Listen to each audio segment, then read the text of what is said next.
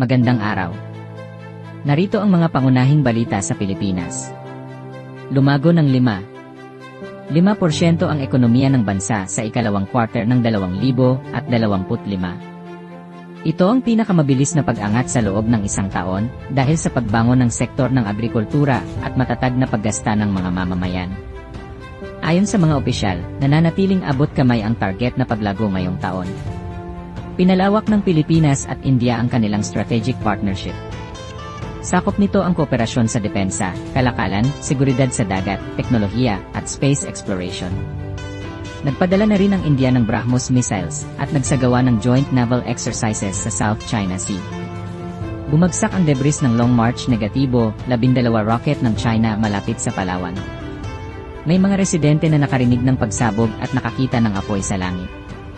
Kinumpirma ng mga otoridad na mula ito sa rocket launch ng China. Wala namang nasaktan. Inatasan ni Pangulong Ferdinand Marcos Jr. ang tuloy-tuloy na konstruksyon ng Sangley Airport sa Cavite.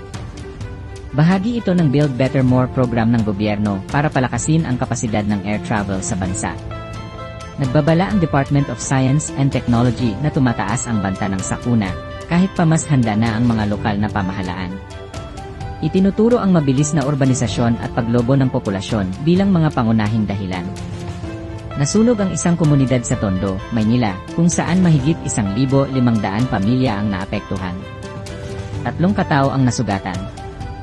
Itinaas sa Task Force Bravo ang alarma bago naapula ang sunog. Nasa mga evacuation center na ang mga apektadong residente. Sinimulan na ring i-block ng mga internet service provider ang mga unregistered crypto exchanges matapos ang utos ng ICA. Layunin nitong pigilan ang operasyon ng mga illegal na platform at protektahan ang publiko laban sa panlilinlang.